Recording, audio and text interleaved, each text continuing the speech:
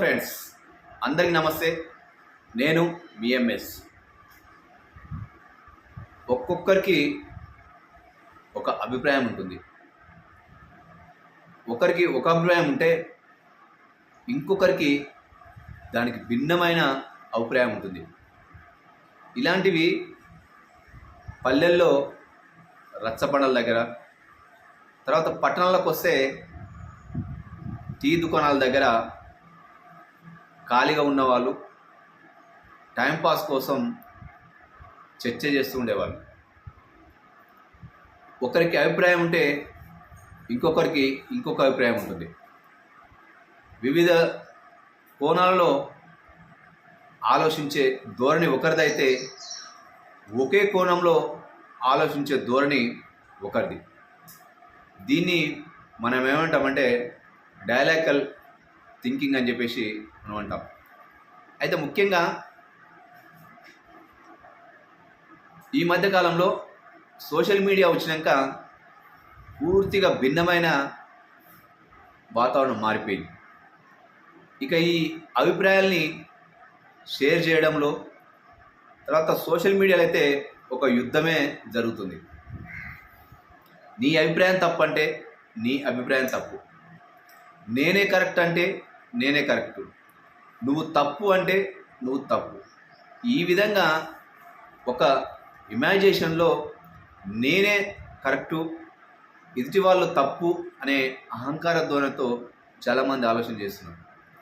గతంలో పల్లెటూళ్ళలో, గ్రామాలలో ఒక దగ్గర చేరి ఒక చెట్టు కింద కూర్చొని ముచ్చటిస్తూ ఒకరి అభిప్రాయాన్ని ఒకరు ఆ విధంగా షేర్ చేసుకునేవాళ్ళు.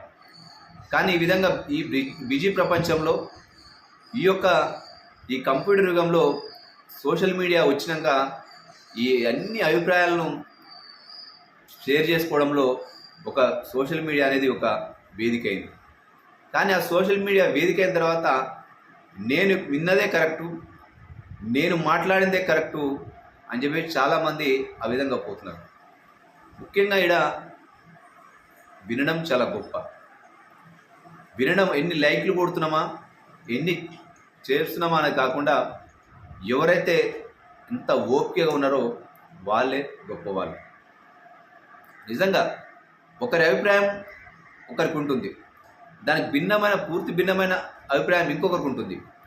ఏదైతే నాణానికి బొమ్మ బోర్సు ఎలాగో నాణానికి కూడా ఇంకొక కోణం ఉంటుందని చెప్పేసి ఆ విధంగా చూడాలి తప్ప నేను మాట్లాడిందే కరెక్టు, నా అభిప్రాయమే కరెక్టు అని చెప్పేసి అహంకారంతో ముందుకు పోతే లాస్ట్కు ఇబ్బంది పడేది మనమే. ఎప్పుడైనా ఎదుటి వారిని గౌరవించాలి. ఎదుటి వారి అభిప్రాయం కూడా విన్నప్పుడే అది ఒక గొప్ప ఆలోచన ముందుకు పోతుంది. ఎంతసేపు ఉన్నా నేను పట్టుకున్న దానికి కుందేలకు మూడే కాలని చెప్పేసి ఆ విధంగా ఆలోచన చేయకుండా మన ఆలోచనకి ఇంకొకరికి భిన్నమైన ఆలోచన ఉండవచ్చు. ఈ ఒకరి అభిప్రాయము ఇంకొక అభిప్రాయానికి ఏకీభవించకపోవచ్చు. ఎవరి అభిప్రాయము వారికి ఉంటుంది, ఎవరి అభిప్రాయాన్ని వాళ్ళు స్వతహాగా ఇక్కడ చెప్పుకోవచ్చు. కానీ ఒకరి